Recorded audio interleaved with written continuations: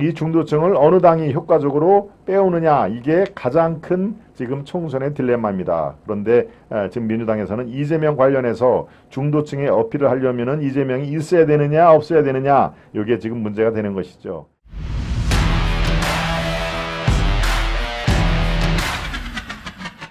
이제부터 본격 총선 모드다.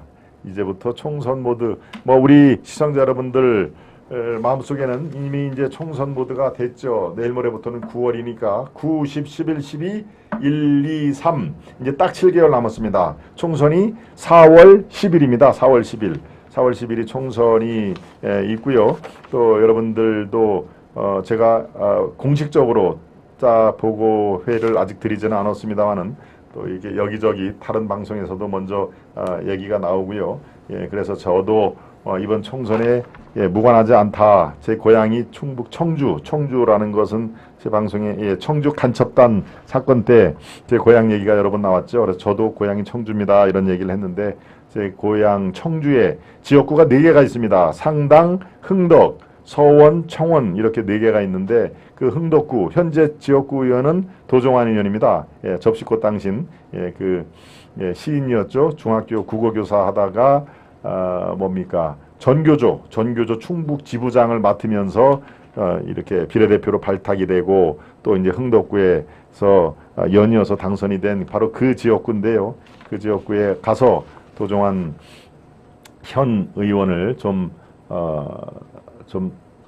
잡을 사람이 필요하다라고 해서 이제 저한테 추천이 온 것이고요. 저도 지금 나름대로 준비를 좀 하고 있습니다. 그래서 우리 시청자 여러분들 상당 부분이 이제 아시기 때문에 공식적인 그런 제가 어나운스먼트는 따로 별도로 있을 게지만 저도 이제 충북 흥덕구에 내년 총선의 준비를 차근차근 지금 하고 있어서 글쎄요. 그래서 더 분주하고 더 아주 경황이 없다는 점 말씀을 드립니다. 아무튼 제가 이렇게 얘기를 하는 게 또 불쑥 이렇게 얘기를 하는 것보다 제가 차근차근 이렇게 여러분께 설명을 드리는 것이 더욱더 좋을 것 같아서 말씀을 드리는데요. 이제부터 본격적인 총선 모드다 하는 것은 이미 이제 개봉박두를 했는데요.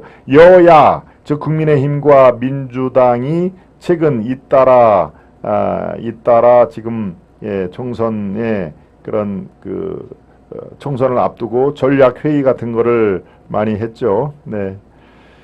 김 박사 열렬히 응원합니다. 우리 박수진님 깨 부셔버리세요. 접시꽃.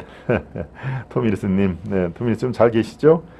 접시꽃 당신이라는 게 도종환 시인이 시집을 냈을 때 그래서 일약 이제 아주 유명한 시인이 돼가지고 또 지명도를 높였는데 지금 청주에서는 별명이 하나 더 생겼습니다. 할미꽃 당신이라는 접시꽃 당신에서 물론 깨진 접시꽃이라는 별명도 있고 또 할미꽃 당신, 할미꽃은 이제 곧 시든다는 의미에서 할미꽃 당신이라는 또 이 별명도 청주에서는 지금 여러 군데에서 나오고 있습니다. 그러시군요. 꼭 승리하세요. 쪼꼬사랑님. 뿌리째 뽑아주세요. 접시꽃을 뿌리째 뽑아서. 그렇군요. 그렇습니다. 그래서 많은 분들이 청주 지역에서도 성원을 지금 해주고 계셔서 저도 청주 살면 김 박사 출마하면 응원하고 싶습니다. 우리 신해골님. 아이고 말씀만이라도 감사드립니다. 반드시 승리하길 기원합니다. 세븐님. 흥덕구에서 준비하신다는 얘기 들었습니다. 도종환 물리쳐주세요. 우리 초롱초롱님. 김박사 화이팅! 뿔도님도 말씀해 주셨고요. 아주 여러분들이 할미꽃은 너무 이쁘지 않습니까? 우리 정원철님. 김박사 출마하시는데 사시는 애국자님들은 좋으시겠어요. 진해꾼님. 청도 흥덕구 주민들은 좋으시겠어요. 라는 또 말씀을 해주셨네요. 마무리를 짓겠습니다. 자, 어제 그제 지금 양당이 의원들 다 집합시켜 놓고 이제 총선 모드에 대한 본격적으로 진군의 나팔 소리를 울려 퍼지는데요. 하나씩 살펴보겠습니다. 일단 국민의힘 쪽에서는 연찬회를 했죠. 연찬회를 하고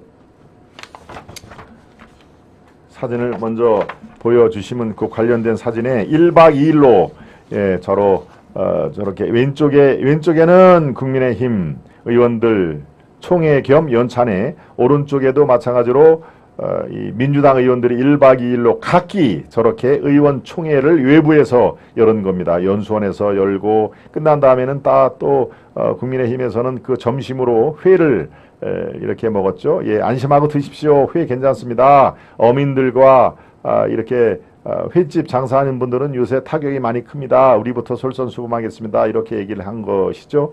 예, 그런데 여당의 수도권 위기론이 또 충돌했다 하는 그런 얘기가 나오는데요. 지금 수도권이 힘들다 이렇게 얘기를 했는데요. 네. 윤상현이 앞장서서 지금 위기다, 수도권이 큰일이다 하는 얘기를 요새 자주 거론을 합니다만은 어제도 마찬가지로 윤상현이 이렇게 얘기를 합니다. 2030들 중도 수도권에 어울리는 전략과 정책, 메시지, 공약 등을 발굴해야 된다는 이야기를 했다. 혁신위원회를 구성해 이재명 없는 더불어민주당에 빨리 대비를 해야 된다. 혁신위원회가 민주당에만 혁신위원회 있죠. 김은경 혁신위원회. 근데 우리도 혁신위원회가 필요하다. 빨리 당을 재정비하고 혁신할 수 있는 그런 기구가 필요하다. 그래서 수도권 위기는 실체가 있다. 내가 수도권 아니냐. 인천이 지역구죠. 예, 윤상현. 위기 대응을 위한 당협위원장 연석회의도 필요하다. 예, 이진복 정무수석하고 또 뭡니까? 이철규 사무총장은 수도권 위기론, 이거는 언론과 일부 윤상현 같은 이른바 지금 당 지도부를 공격을 하는 사람들 일부가 만들어낸 이야기다. 수도권 위기론, 이게 어느 정도 우리가 대비를 해야 되는 상황이지만 그렇게 위기를 가질 필요는 없다. 우리가 당당히 서울과 경기도에서도 이길 수 있다 하는 얘기를 지금 하고 있는 것이죠. 그러니까 윤상현을 비롯해 비주류 인사들 어떻게든지 지금 김기현과 이 당 지도부를 지금 막 흔들기 위해서 수도권 위기론을 지금 너무 크게 부각을 시키고 있다 하는 얘기입니다. 예, 안철수도 여기에 가세를 했죠. 합리적 성향의 중도층이 떠나면 총선에서 우리가 승리할 방법이 없다. 수도권을 비롯한 열세지역 대책 마련에 집중을 해야 된다. 수도권 승리를 위해서는 외연 확장이 필수적인데 그와 관련한 대책이 현 지도부에 있는지 의문이다라고 이른바 비주류들은 윤상현을 비롯해서 비주류들은 자꾸 지도부를 김기현을 비롯한 지도부를 이렇게 흔들려고 하는 그런 얘기를 쏟아냈는데요. 예, 여기에 원내대표 윤재욱은 또 이렇게 얘기합니다. 비공개 토론 때 수도권 선거와 관련해 문제점 지적보다는 우리가 보완해야 할 부분에 대한 의견 표명이 있었다. 예, 그렇게 이들의 주장에 대해서 크나큰 의미를 두지는 않았다는 얘기입니다. 왜? 지도부 흔들기로 보는 시각이 강하다는 얘기죠. 예, 이렇게 지금 국민의힘도 1박 2일 연찬회를 통해서 수도권 위기론을 비롯해서 이 총선의 외연 확장을 반드시 필요하다라는 그런 얘기를 했고요. 예, 또 이재명의 민주당은 또 어땠을까요? 이재명의 민주당은 또 친명과 비명 세력들이 또 연일 날을 세우면서 1박 2일 예, 세미나를 아주 맹공을 하고 있습니다. 총선까지 이재명은 반드시 물러나야 한다 하는 얘기를 비명 쪽에서 하니까 예, 이재명 외에는 대안이 없다. 총선은 물론이고 다음 대선까지 이재명을 중심으로 우리가 물러나야 한다 하는 얘기를 친명과 비명은 예, 계속적으로 일어나야 야당이 중도층 공략법에 딜레마가 빠졌다. 마찬가지입니다. 똑같이 중도층을 놓고 국민의힘과 민주당에서도 지금 그 어떻게 공략을 해야 된다고 얘기를 합니다만은 이게 최대의 관건이죠. 어차피 국민의힘의 강성 지지층, 그러니까 강성이 아니고 뭡니까? 아주 든든한 공고한 지지층이 35%, 그리고 민주당도 무조건 민주당과 이재명을 지지하는 35%, 이게 70% 아닙니까? 나머지 30% 안팎이 중도층일 텐데 이 중도층을 어느 당이 효과적으로 빼오느냐, 이게 가장 큰 지금 총선의 딜레마입니다. 그런데 지금 민주당에서는 이재명 관련해서 중도층에 어필을 하려면은 이재명이 있어야 되느냐 없어야 되느냐, 이게 지금 문제가 되는 것이죠. 그래서 워크숍에서 이탈 지지층의 표심을 되찾아야 한다라는 얘기고요. 예, 지금 비명은 이재명이 반드시 물러나야 중도층이 마음을 연다라고 얘기를 하는 것이고, 친명, 정청래를 중심으로 한 친명은 이재명을 중심으로 지지층을 먼저 달래야 우리가 총선에서 우리가 이길 수 있다라는 얘기를 그래서 얘기를 한 것입니다. 지금 이재명의 그 책임론은 민주당에서 계속 나오는데요. 대표 취임 후 4차례 검찰 소환 조사를 받는 등 일단 사법 리스크가 이재명을 옥죄고 있고, 거기에 또 개딸이라고 표현되는 팬덤 정치, 강성 극렬 팬덤 정치가 훨씬 더 심화가 됐다. 그리고 방탄 논란, 국회에서 뭡니까? 네, 체포 동의안 부결을 연이어서 하는 방탄 논란, 여기에 여러분들이 잘 아시는 전당대회 돈봉투 사건, 송영길이죠. 또 김남국도 또 있지 않습니까? 김남국의 코인 투기, 요새는 이제 의혹자도 뺐습니다. 완전히 투기를 했다는 것을 다 안팎으로 증거가 나오는 거니까 김남국의 코인 투기, 여기에 김은경의 혁신이 있으나 마나한 김은경은 뭐 이재명 해바라기죠. 이재명만 바라보고 이재명을 위한 혁신위를 구성을 할 때 앞장서는 인물이니까 혁신위 악재, 이런 것들이 켜켜이 쌓여 있어서 지금 정당 지지율이 역전이 된 지 오래됐죠. 국민의힘이 약 한 평균 12%포인트 차이로 민주당은 지금 앞서고 있다, 하는 얘기를 제가 며칠 전에 전해드렸습니다. 네. 뭉쳐야 정권 교체합니다. 알즈랑님, 박경님 몸은 좀 어때요? 박경님이 안부를 여쭤보습니다. 이뭉희님, 이리스님, 자유007님, 체제 대 반체제, 민생 대 반민생 이슈 파이팅을 제대로 할 수 있는 후보를 내면 수도권은 전화위복이 됩니다. 그렇게 과감하게 정면 도패를 해야 합니다. 중도 운운하는 옹알이 안철수는 만년 공예입니다. 자유007님, 기득권을 포기하면 반드시 이깁니다. 의원 관용차를 폐지하겠다. 의원 월급은 최저임금으로 하겠다. 이런 멋진 공약이 필요합니다. 저세븐님의 그것은 저도 상당 부분 공감을 합니다. 기득권을 포기하는 사람이 결국에는 아까 말씀한 중도층을 비롯해서 폭넓은 민심을 얻을 수 있다. 거기에는 의원 관용차 폐지, 저는 뭐 전적으로 동의합니다. 의원 월급도 이른바 눈높이에 맞게, 우리 중산층의 눈높이에 맞게, 지금 의원들이 1억 5천 정도 받습니다. 연봉이, 세비라고 그러죠. 1억 5천 정도 받는데 그뿐만이 아닙니다. 각 의원들은 9명의 그런 인원을 고용할 수가 있습니다.